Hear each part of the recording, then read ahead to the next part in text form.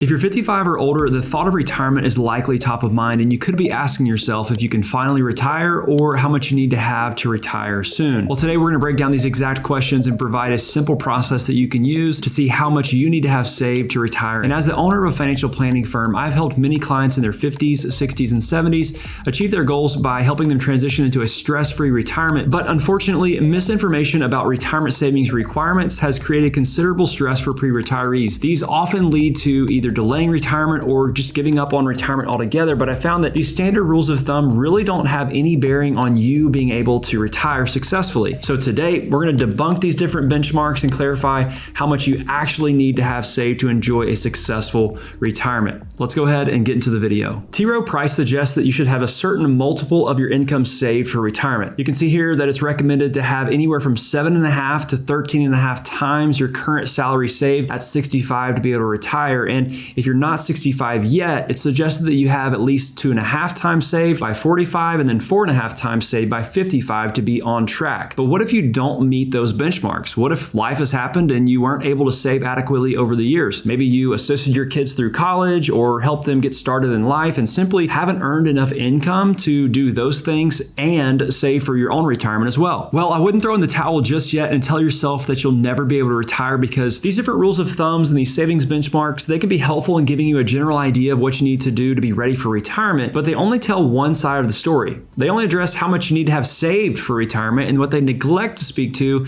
is how much you will need to spend in retirement. See, retirement isn't one size fits all. What might work for one person might not work for another person, and one person might want to travel the world in retirement, which would require more funding, and another person might want to sit on the front porch and just sip coffee. What I'm getting at is these different rules of thumbs and benchmarks are based on averages, and they don't consider the most important thing, which is you. See, I could have two different clients where both have $1 million saved for retirement, and the outcomes of each of their plans could be completely different. But the missing link in all the retirement savings benchmarks and how much you need to have saved by X date rules of thumb is you and your unique goals and your unique situation. In fact, I have a client right now that's got $1.8 million saved, and they recently retired and moved to Florida. But what's interesting is that even though they spend $10,000 a month, they don't spend out of their portfolio at all. They have pensions and Social Security that pay them over $10,000 a month. So they've had a fixed income that meets their monthly spending needs. Do they need to have 11 times their salaries to retire?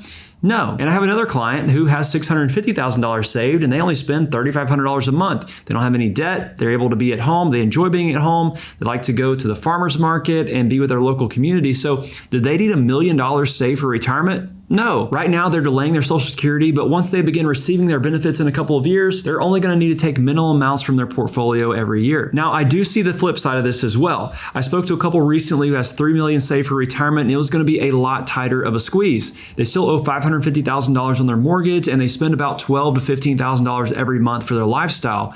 If they want to retire soon, they will need to have a thoughtful plan and perhaps figure out a way to reduce their spending during market downturns if they want to make sure they never run out of money. The point of sharing these real life stories with you is to show that retirement success is about much more than just how much you have saved. It comes down to how much you have saved and how much you spend in relation to that. So how much do you need to have saved in order to retire successfully?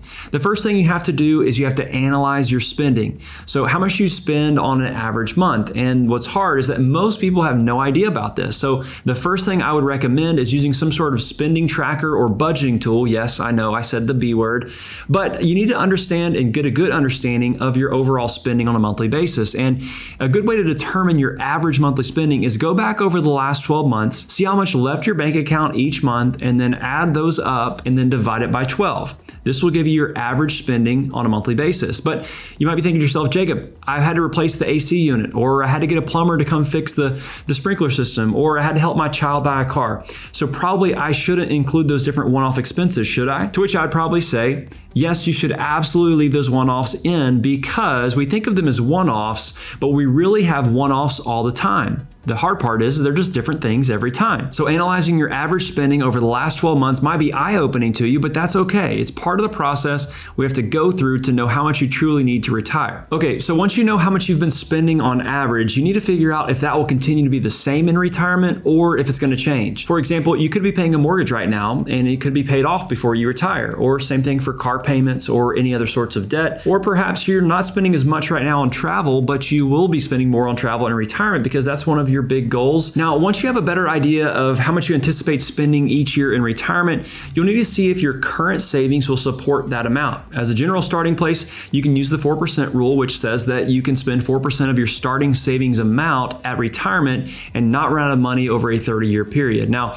I wouldn't rely solely on that rule, but it will get you in the ballpark. So divide your annual spending expectations by your portfolio amount. If you're under 4%, great. That means you can likely have enough to retire sooner than expected, or you can spend more in retirement than you thought you could. If it's over 4%, don't panic yet, because the 4% rule doesn't factor in other income sources, which is the next step. Let's say you're 60 and you expect to spend around $8,000 a month in retirement at 65. You currently have around $1.5 million saved, which means your distribution rate at that point would be 6.4% as it stands today. But maybe we can assume that your $1.5 million will grow over the next 5 years leading up to retirement, and you have the ability to turn on Social Security at your discretion once you are retired. So let's just, for example, say that your Social Security amount will be $3,000 a month at full retirement age. If we exclude inflation on your spending amounts and your Social Security benefits, and we assume no growth on that $1.5 million portfolio, your distribution rate would be 4% when Social Security begins. So Social Security is one of the additional sources of income we have to consider, and others could include pensions or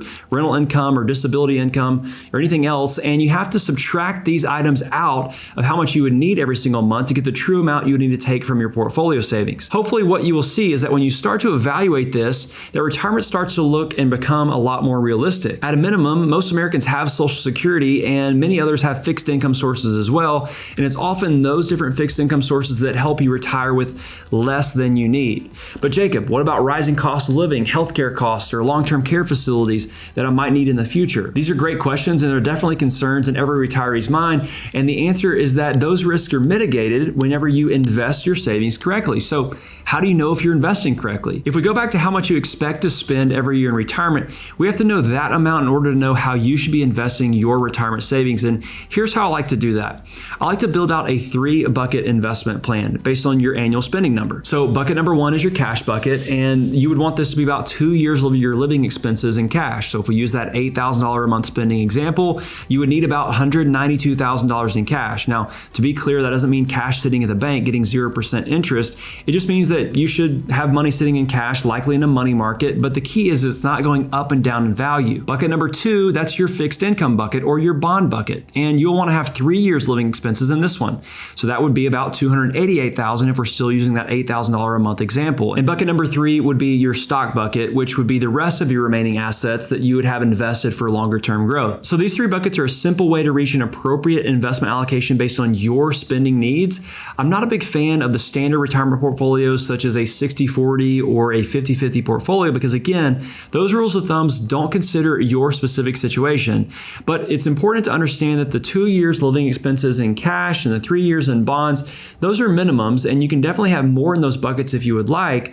But the idea is that by bucketing out your savings like this, you're mitigating the short-term risks of market downturns or sequence of return risk, but also mitigating the long-term risks of inflation, outliving your money, or those higher healthcare costs that could be in the later stages of life. So now that we've covered why spending is perhaps the most important factor when determining how much you need for retirement, and then how you can use that number to reach the optimal investment allocation for you based on your specific needs, how do you know if you're on track for a successful retirement? You might be in your 50s wondering if retirement's possible by 60 or 65. So how do you know if you're on track to reach your goal? Again, T. Rowe Price says that you need to have a minimum of 3.5 times your salary saved by 50, but hopefully it's closer to 6 times. And if you're 55, you should have 4.5 to 8 times your current salary. And if you're 60, well, you'll probably need 6 to 11 times your salary. So check to see where you stand in comparison to these different benchmarks. But again, don't rely on these suggestions. They're completely arbitrary. And as we've identified, they really don't matter when it comes to you being able to retire. What I would do instead is see how much you currently have saved and write that number down. Next, figure out how much you will need to retire based on your spending expectations. So if you plan to spend $6,000 a month in retirement, that means that you'll need $72,000 per year. Take that annual spending amount and divide that by 4%. That will tell you that you need $1.8 million saved in order to spend $72,000 per year from your portfolio for 30 years and not run out of money. But Jacob, I only have $500,000 and I'm 58. How would I get to $1.8 million by 65? Good news, you might not have to.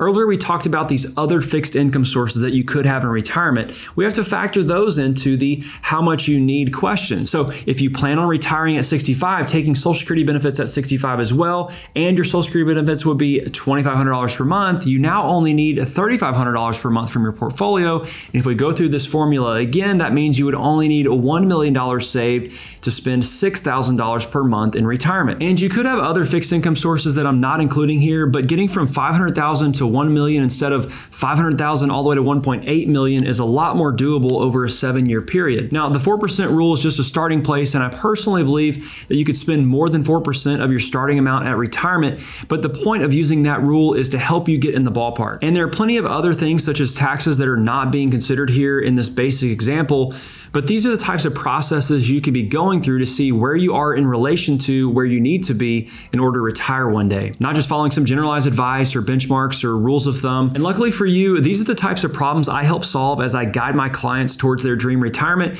If you're struggling to figure out these things or you're looking for guidance, I'd invite you to schedule a call with me where we can begin creating a plan to help you reach your retirement goals. It's completely free and you can book that using the link down in the description below. Thanks for watching and we'll see you next time.